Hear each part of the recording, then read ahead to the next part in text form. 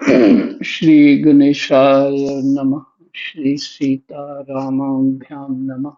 श्री हनुमते नमः। श्री उमापते नमः। श्री गुरुवे नमः। सब संतन की जय जय जय सीताराम। राधे श्याम।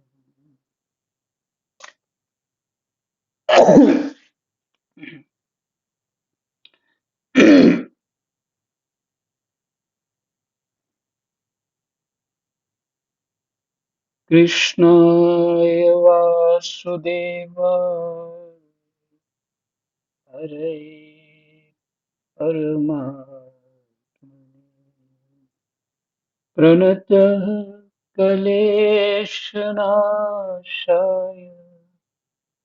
गोविन्दाय नमो।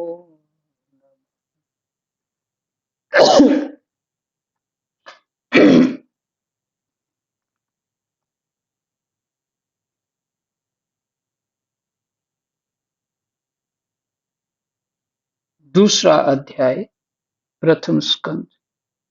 प्रसंग है भगवत कथा और भगवत भक्ति का महात्म्य।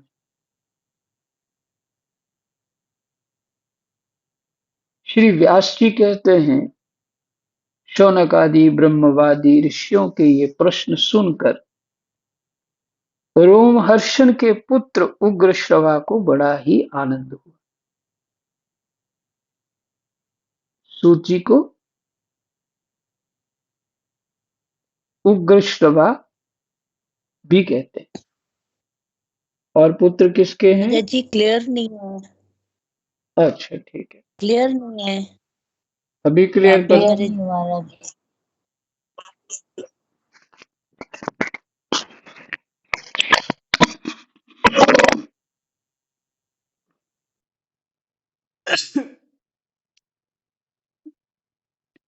श्री व्यास जी कहते हैं, शौनक आदि ब्रह्मवादी, ब्रह्म को मानने वाले ब्रह्मवादी ऋषियों के ये प्रश्न सुनकर, ये व्यास जी सुना रहे, रोमहर्षण के पुत्र उग्रश्रवा को बड़ा ही आनंद हुआ। उन्होंने ऋषियों के इस मंगलमय प्रश्न का अभिनंदन करके कहना आरंभ किया। व्यास जी सुना रहे हैं, क्योंकि व्यास जी तो कथा लिख, उन्होंने ही तो लिखा है ना इसको।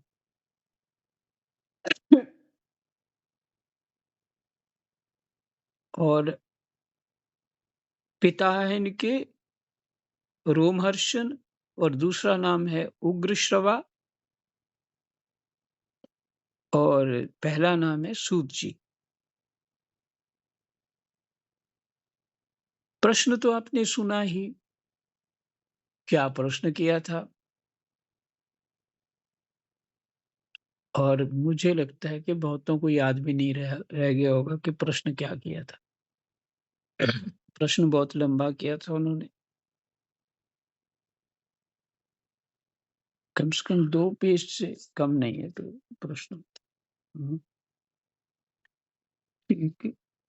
एक सवा पेज है। तो जिसमें उन्होंने कहा था कि इस सब हमें आप सुनाइए जिससे हमारे अंतःकरण की शुद्धि प्राप्त हो। तो जिस मार्ग का होता है ना, उस मार्ग की कोई बात करता है, उस मार्ग को कोई समझता है, तो उसको बड़ी प्रसन्नता होती है। और ये भी पता होता है कि ये प्रश्न तो कोई पुण्यवान ही कर सकता। पुण्य का अर्थ ये नहीं है कि कुछ और।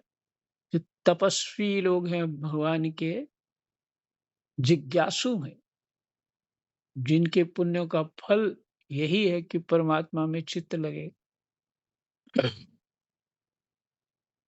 इस ऐसे महापुरुष का जो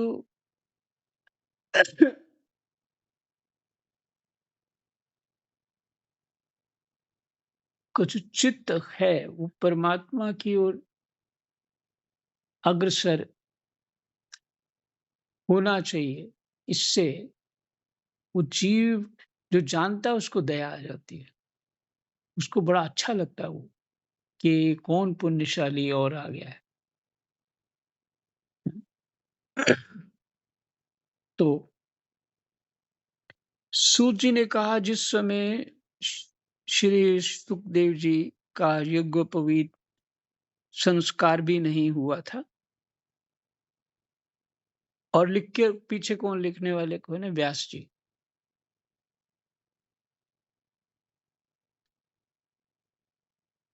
जिस समय श्री सुखदेव जी का यज्ञोपवीत संस्कार भी नहीं हुआ था, सूत्रां लौकिक वैदिक कर्मों के अनुष्ठान का अवसर भी नहीं आया था।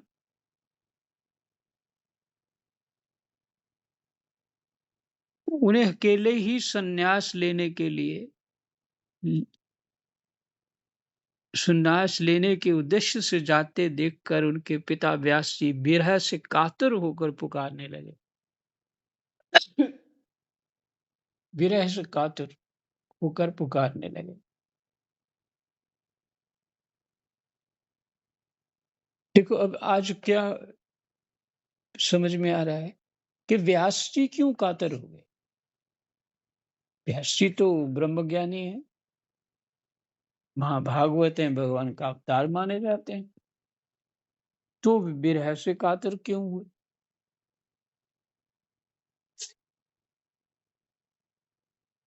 मुझे 1 मिनट रोकना जी, से दवाई व्यास जी कातर होना ही था। मैंने अभी-अभी आपको बताया, उसी बात से मुझे समझ में आ गया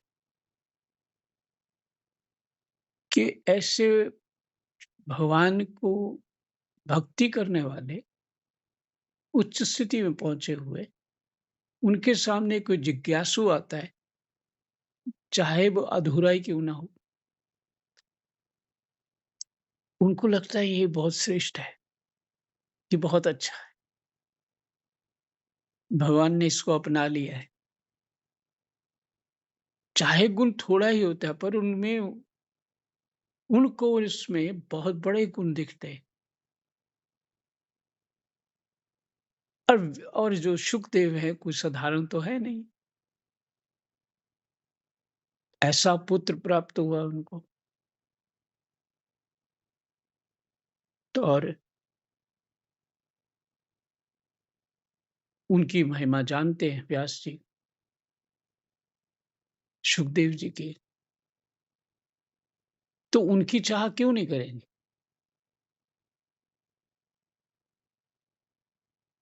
कि ऐसा जो मुझे शिष्य मिला है, तो मैं अच्छी तरह से पढ़ाऊँ, सुनाऊँ, हाँ? और ये उनके हृदय की भावना, मुझे ये लगता है यही है। और दूसरा कारण जब वो इसके आगे बताया कि वो वापस क्यों आ जाते हैं।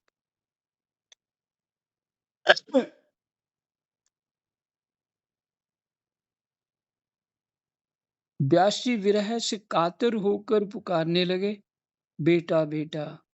उस समय तन्मय होने के कारण श्री सुखदेव जी की ओर से वृक्षों ने उत्तर दिया। ऐसे सबके हृदय में विराजमान श्री सुखदेव मुनि को मैं नमस्कार करता हूँ। सबके हृदय में विराजमान श्री सुखदेव मुनि को मैं नमस्कार करता हूँ।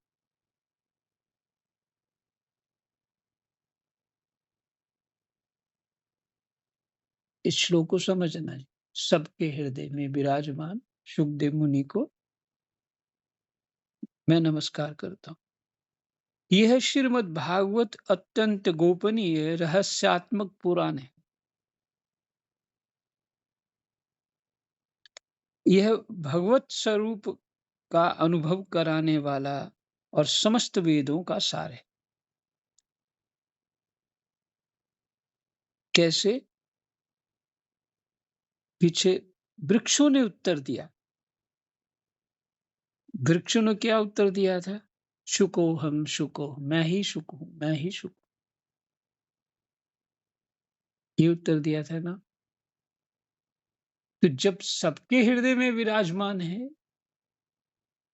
सुखदेव जी, माने वो ब्रह्म स्वरूप को प्राप्त हो चुके हैं। बस व्यास जी ये देखते वापस आ गए।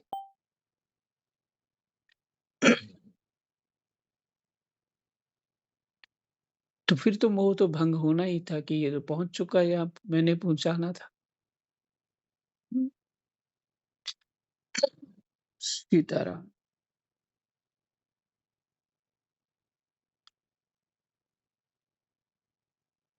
यह श्रीमद् भागवत अत्यंत गोपनीय रहस्यात्मक पुराण है। यह भगवत स्वरूप का अनुभव कराने वाला और समस्त वेदों का सार है।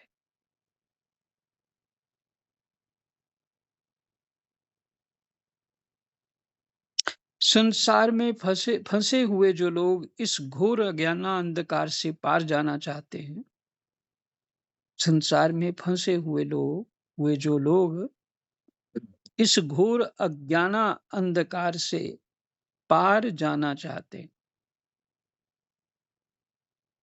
हमें कभी लगता है कि हम अज्ञान अंधकार में घुसे हुए हैं? हमें बिल्कुल नहीं लगता। हमें लगता है हम बहुत समझदार लोग हैं। किसी ने कुछ समझना है तो हमें से ही समझ ले।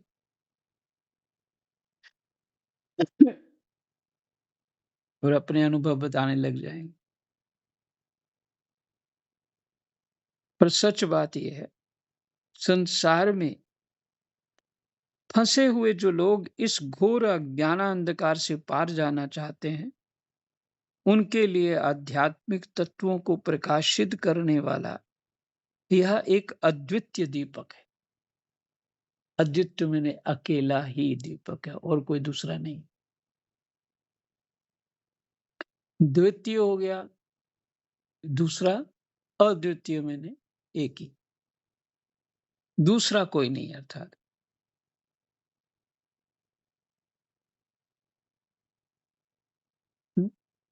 जो अज्ञाना अंधकार से पार जाना चाहता है, उसके लिए दीपक चाहिए ना अंधकार में। तो यही दीपक है।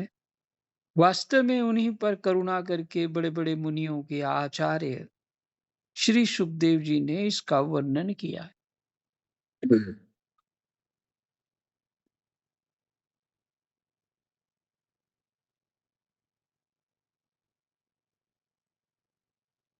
वास्तव में उन्हीं पर करुणा करके ऐसे लोगों पर जो संसार के अज्ञान अंधकार में फंसे हुए हैं, बड़े बड़े मुनियों के आचार्य कौन है? श्री सुखदेव जी ने इसका वर्णन किया है।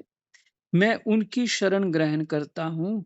मनुष्यों में सर्वश्रेष्ठ भगवान के अवतार नर नारायण ऋषियों को, सरस्वती देवी को और श्री व्यास देव जी को नमस्कार करके तब संसार और अंतःकरण के समस्त विकारों पर विजय प्राप्त कराने वाले इस श्रीमद् भागवत पुराण का पाठ करना चाहिए।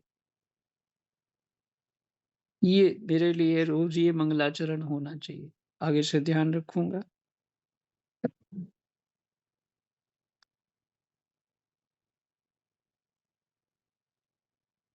क्या कहते हैं?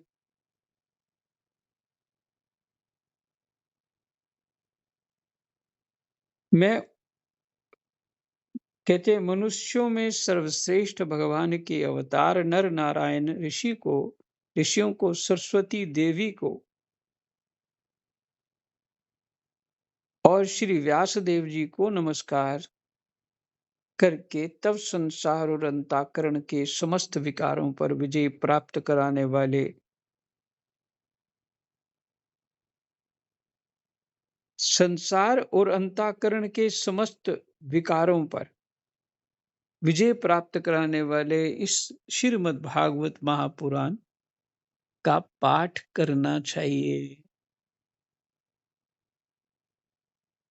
जो पहली बार आपने भागवत जी सुने, उसमें भी कुछ ऐसा ही होगा, पर वो भूल चुके होंगे। ऐसा लगता होगा कि नए शब्द सुन रहे हैं। अ, समय क्या हो समय तो हो ही गया है। इतना ही रखते हैं। 4 श्लोक हुए और 1 पैरा विश्राम हो गए। कृष्णाय वासुदेवाय हरये परमात्मने प्रणतः क्लेशनाशाय गोविन्दाय नमो नमः। गोविन्दाय नमो नमः। जय जय।